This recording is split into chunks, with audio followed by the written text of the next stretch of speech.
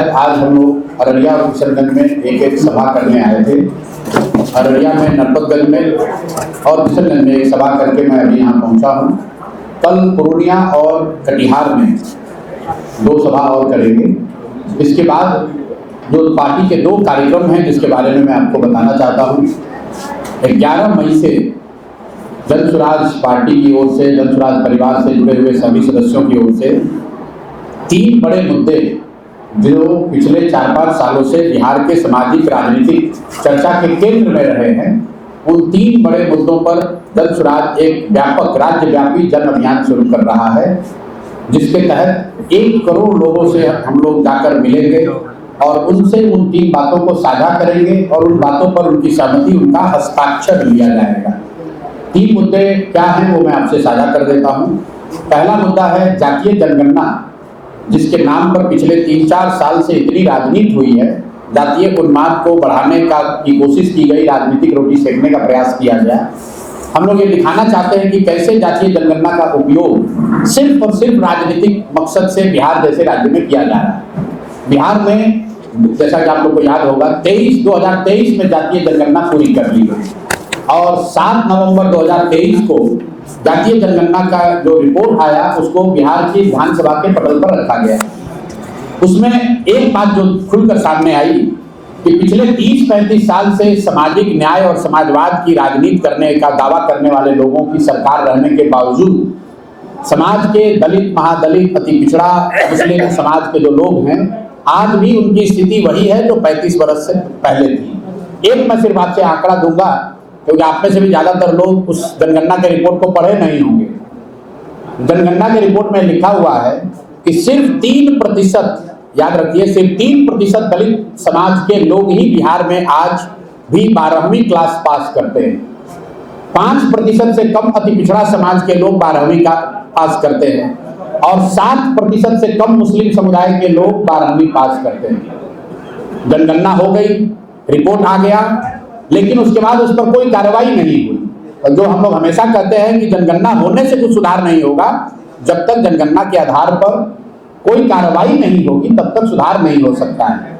खैर, नवंबर में जब रिपोर्ट आई तो इस सरकार ने, नीतीश कुमार ने और तेजस्वी यादव की उस समय महागठबंधन की सरकार थी, 24 नवंबर को इन लोगों ने विधानसभा में एक वादा किया कि जनगणना में चिन्हित किए गए 94 लाख बिहार के गरीब परिवारों को 2 लाख प्रति परिवार के रेट से मदद की जाएगी, सहायता राशि दी जाएगी। अब 2 बरस उस बात को बीत गए, अभी तक बिहार में मेरी जानकारी के मुताबिक एक भी ऐसा परिवार नहीं है जिसको 1 रुपया भी इन लोगों ने दिया हो। तो जैसे मोदी जी ने 2014 में 15 लाख का जुमला एक फेंका था, उसी तरह नीतीश कुमार ने ये कहा कि जनगणना के आधार पर 94 लाख परिवारों को 2-2 लाख रुपया दे देंगे, अभी तक किसी को 1 रुपया भी नहीं दिया। तो ये पहला मुद्दा है जिसको लेकर हम लोग बिहार के घर घर जाना चाहते हैं और जो इतना बड़ा विश्वासघात किया है इस सरकार ने, इनकी जो नियत है उसको दिखाने समझाने के लिए लोगों से मिलकर एक ये आंदोलन का हिस्सा होगा। दूसरा बिंदु है नीतीश कुमार जो 20 साल से राज कर रहे हैं, इसके पीछे बहुत बड़ा दलित, महादलित समाज का वोट या उनका सपोर्ट है। 2008 में नीतीश कुमार ने एक योजना शुरू की जिसमें कहा गया कि जितने भूमिहीन दलित और अति पिछड़ा समाज के लोग हैं उनको 3 डिसमिल जमीन घर बनाने के लिए दिया जाएगा। उस समय का अनुमान था कि करीब 50 लाख ऐसे परिवार हैं जिनको 3 डिसमिल जमीन घर बनाने के लिए दिया जाएगा। अभी सरकारी आंकड़ा जारी हुआ है जिसके मुताबिक पिछले 17 बरस में सिर्फ 2,34,000 परिवारों को ही 3 डिसमिल जमीन दिया गया। उसमें भी भारत सरकार के प्लानिंग कमीशन ने कहा कि 2,34,000 में 1,20,000 परिवारों को सिर्फ जमीन कागज पर दिया गया, उनको जमीन अभी तक नहीं मिली। और तीसरा मुद्दा है भूमि सर्वे का। जो ये भूमि का सर्वेक्षण चल रहा है, लैंड डिजिटाइजेशन का जो काम चल रहा है, ये सरकार के द्वारा, राजस्व विभाग के द्वारा समाज से धन उगाही का, पैसा उगाही का नया तरीका बन गया है।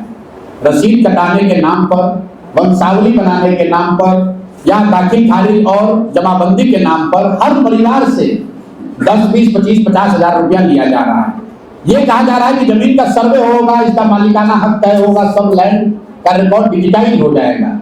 5 वर्ष से योजना चल रही है, हजारों करोड़ रुपया वसूली हो गई और फरवरी में सरकार ने रिपोर्ट जारी किया है जिसमें बता रहे हैं कि सिर्फ 20% जमीन का ही अभी सर्वे का काम पूरा हुआ है। तो इन तीनों मुद्दों पर 94 लाख परिवारों को 2 लाख रुपया देने का जो वादा किया गया था उसका क्या हुआ? 50 लाख दलित अति पिछड़ा समाज, भूमिहीन परिवारों को जो 3 डिसमिल जमीन देनी थी उसका क्या हुआ? और जो भूमि सर्वे में धन उगाही भ्रष्टाचार हो रहा है, इस पर इन तीनों मुद्दों को लेकर जनसुराज 11 तारीख से एक व्यापक जन अभियान शुरू कर रहा है, जिसके तहत हम लोग 1 करोड़ परिवार से हस्ताक्षर लेंगे। उस हस्ताक्षर को लेकर 11 जुलाई को हम लोग मुख्यमंत्री के पास मिलने जाएंगे और अगर मुख्यमंत्री नहीं मिले, बात नहीं सुनी, तो मानसून सत्र में जनसुराज अपनी पूरी ताकत से विधानसभा को घेरेगा ताकि विधानसभा में बैठकर किए गए वादों का पूरी तरीके से पर्दाफाश किया जा सके। तो ये जनसुराज का बड़ा अभियान है।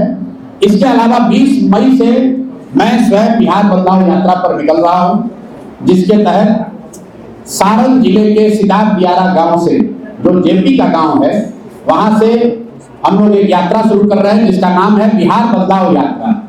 बिहार बदलाव इसलिए कि आज से 40-45 वर्ष पहले जो जेपी ने संपूर्ण क्रांति का नारा दिया, व्यवस्था परिवर्तन की बात कही, आज तक ना व्यवस्था परिवर्तन हुआ ना कहीं कोई सुधार हुआ। और जेपी के स्वयंभू चेले, जो लोग अपने को जेपी का शिष्य होने का दावा करते हैं, उन्होंने जेपी के सिद्धांतों को ताक पर रखकर भ्रष्टाचार और वंशवाद से जुड़ी हुई सरकार चलाई है। तो बिहार में व्यवस्था परिवर्तन हो, जेपी के सपनों को फिर से जागृत करके उसको पूरा किया जाए, उसके लिए मैं स्वयं जेपी के गांव सिदाब दियारा से 20 मई को बिहार बदलाव यात्रा पर निकलूंगा और उसमें लक्ष्य है कि 120 दिन में बिना घर वापस गए 120 दिन में 240 विधानसभा, उन विधानसभाओं के प्रखंड, गांव, पंचायत में जहां तक हो सके वो गाड़ी से पहुंचा जाए, लोगों को ये बात बताई जाए। तो ये 2 कार्यक्रम हैं। आज जो उद्घोष का कार्यक्रम था उसका मैंने आपको उद्देश्य बता दिया और आगे जो 2 कार्यक्रम जनसुराज के हैं उसके बारे में बता दिया।